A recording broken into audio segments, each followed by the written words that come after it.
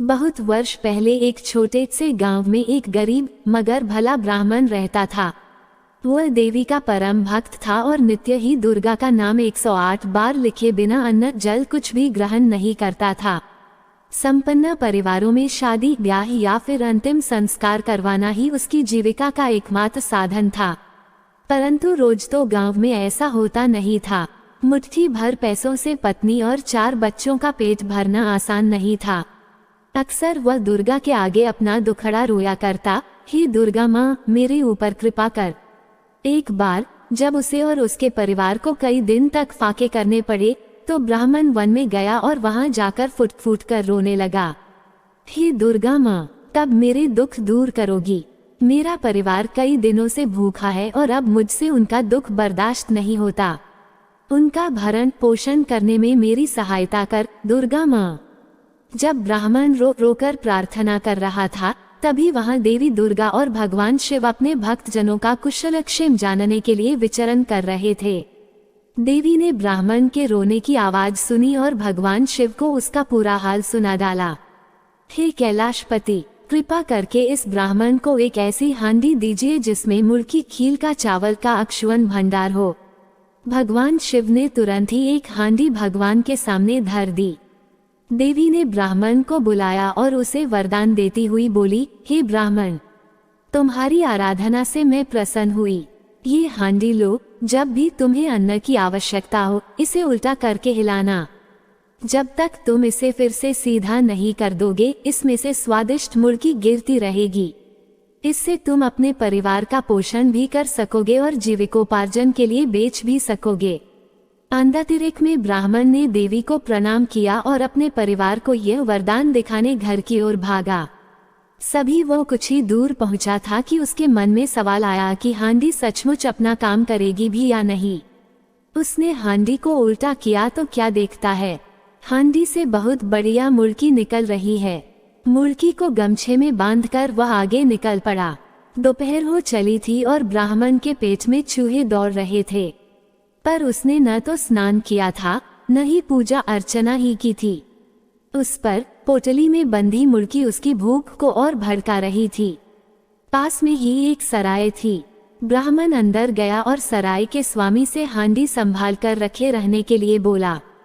तत्पश्चात वह नहाने चला गया। अब सराय वाला सोचने लगा कि आखिर इस साधारण सी हांडी के लिए ब्राह्मण इतना चिंतित क्यों है। उसके पास कई तरह के ग्राहक आए थे लेकिन किसी ने भी इस तरह हांडी को संभाल कर रखने की फरमाइश नहीं की थी। वह हांडी को उलट पलट कर देखने लगा पर उसे खाली पाकर सराय वाला बहुत निराश हुआ। लेकिन जैसे ही उसने हांडी को उल्टा करके हिलाया उसमें से बहुत सी मुदकी गिरने लगी। उसने अपनी पत्नी और 3 बच्चों को झट से बुलाया और पलक झपकते ही सराय के सब बर्तन और मर्तबान मुदकी से भर गए। अब तो सराय वाले के दिल में खोट आ गया। उसने सोचा क्यों न वह जादुई हांडी उसकी हो जाए।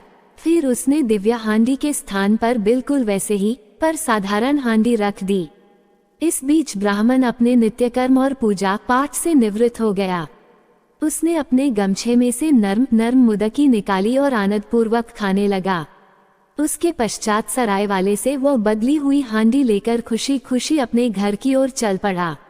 घर पर पहुंचकर उसने अपनी पत्नी और बच्चों को मां दुर्गा के वरदान के बारे में बताया पर किसी को भी उसकी बात पर विश्वास नहीं हुआ। उन्हें लगा कि गरीबी और भूख से ब्राह्मण का दिमाग फिर गया है। और जब हांडी में से मुदकी का एक भी दाना नहीं निकला तो उनका संशय सच में बदल गया। ब्राह्मण बहुत दुखी हुआ। सराय में मालिक की चाल उसकी समझ में आ गई। वो उल्टे पैर सराय पहुंचा पर सराय वाला बात से अनजान होने का नाटक करने लगा और उसने ब्राह्मण को वहां से भगा दिया। ब्राह्मण फिर से जंगल पहुंचा और दुर्गा मैया से प्रार्थना करने लगा, हे माँ, तेरा दिया हुआ प्रसाद चोरी हो गया है, तेरा भक्त लूट गया, माँ मेरी सहायता कर। माँ दुर्गा और भगवान शिव ने फिर से ब्राह्मण पर कृपा की। उसे एक और हांडी देते हुए बोले, जाओ वत्स, इस हांडी का सदुपयोग करना और इसे संभाल कर रखना। ब्राह्मण घर की ओर चल पड़ा पर बीच रास्ते में ही रुक गया, ये देखने की इस बार हांडी में से क्या निकलेगा। उसने हांडी को उल्टा किया पर इस बार उसमें से भोजन की जगह भयानक दिखने वाला राक्षस निकलकर उसे पीटने लगे। अचंभित ब्राह्मण को देवी के इस वरदान का अर्थ समझ में आ गया और हांडी को सीधा करके वह एक बार फिर सराय जा पहुंचा। सराय वाला ब्राह्मण को देखकर बहुत प्रसन्न हुआ। ब्राह्मण ने फिर से उसे अपनी हांडी सौंपी और उसे ध्यानपूर्वक रखने के लिए बोला। इतना कहकर ब्राह्मण नहाने चला गया। ब्राह्मण के जाते ही सराय वाले ने अपने परिवार को बुलाया। सबने मिलकर हांडी को उल्टा किया। उन्हें आशा थी कि इस बार तो मिठाई निकलेगी, लेकिन जब मिठाई की जगह भयंकर राक्षसों ने उन्हें पीटना शुरू कर दिया तो उनकी सारी खुशी हवा हो गई। ब्राह्मण निवृत्त होकर जैसे ही वापस आया, सराय के मालिक ने उसके पैर पकड़ लिए और क्षमा याचना करने लगा। ब्राह्मण ने अपनी दिव्य हांडी वापस मांगी और इस दूसरी हांडी को सीधा करके राक्षसों से मुक्ति दिलाई। प्रसन्नचित ब्राह्मण दो हांडियां लेकर घर पहुंचा। खुशी खुशी उसने दोनों हांडियां अपने परिवार को दिखाई।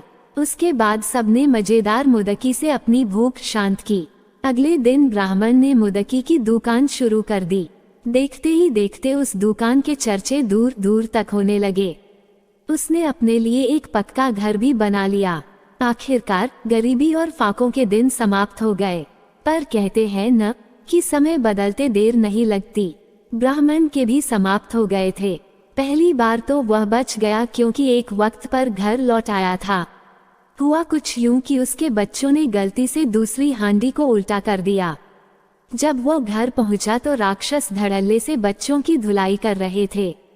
उसने लपककर हांडी को सीधा किया और उसे संभाल कर रख दिया, पर दूसरी बार उसके आने में देर हो गई। छीना झपटी में बच्चों के हाथ से वह दिव्य हांडी छूटकर टुकड़े टुकड़े हो गई। एक बार फिर बड़े ही भारी मन से ब्राह्मण ने मां दुर्गा और भगवान शिव को स्मरण किया। दोनों ब्राह्मण के समक्ष प्रकट हुए और उसकी दुख भरी कहानी सुनकर उसे एक और हांडी दे डाली। इसके बाद और कोई हांडी नहीं, दोनों ने ब्राह्मण को आग्रह कर दिया। ब्राह्मण ने उन्हें प्रणाम किया और घर भागा। घर पहुंचकर अपनी पत्नी और बच्चों के सामने उस नई हांडी को उल्टा किया और इस बार मुदकी की जगह हांडी में से संदेशों की बरसात होने लगी। गोल गोल चांद के टुकड़े जैसी संदेश मिठाई देखकर ब्राह्मण के परिवार के मुंह में पानी आ गया। उनकी खुशी का पारावार ना था। ब्राह्मण ने मिठाई की दुकान खोल ली और उसके स्वादिष्ट संदेशों की खबर आग की तरह फैल गई। उसके और आसपास के सभी गांवों में शादी विवाह का कोई भी सुअवसर उसकी दुकान की मिठाइयों के बिना अधूरा रहता। ब्राह्मण की दिन दुगुनी उन्नति से गांव के जमींदार को ईर्ष्या हुई। उसने भी उस चमत्कारी हांडी के बारे में बहुत सुना था। मन ही मन उसने तय कर किया कि उस हांडी को वो किसी भी तरह हासिल करेगा। जमींदार के बेटे की शादी जल्दी ही होने वाली थी। इस अवसर पर उसने कई लोगों को आमंत्रित किया और ब्राह्मण से भी कहा कि वह अपने साथ अपनी हांडी लेता आए, जिससे मेहमानों की खातिरदारी मजेदार संदेशों से की जा सके। ब्राह्मण को जमींदार की नीयत पर शक तो हुआ, पर उसे मना करना भी मुश्किल था। आखिर वह जमींदार था। जैसे ही ब्राह्मण की हांडी से संदेश के 1000 टुकड़े निकले, जमींदार ने उसके हाथ से हांडी छीन ली। उसने ब्राह्मण को खूब बुरा भला कहा और उसे वहां से भगा दिया। ब्राह्मण कुछ न कर सका और बेचारा चुपचाप घर लौट आया। उसकी अक्ल काम ही नहीं कर रही थी। जैसे ही उसने मां दुर्गा का स्मरण किया, उसे दूसरी हांडी की भी याद हो आई। कांपते हाथों से उसने हांडी निकाली और विवाह में लौट आया। वहां पहुंचकर उसने हांडी उलट दी। हांडी उल्टते ही उससे राक्षसों की बारिश होने लगी, जो जमींदार और उसके चेले चपाटों को मारने के लिए दौड़ पड़े। राक्षसों ने जमींदार को दौड़कर छठी का दूध याद दिल दिया। थक हार कर वह ब्राह्मण से क्षमा मांगने लगा और फिर उसकी हांडी भी लौटा दी। उसके बाद ब्राह्मण अपने परिवार के साथ प्रसन्नतापूर्वक दिन बिताने लगा।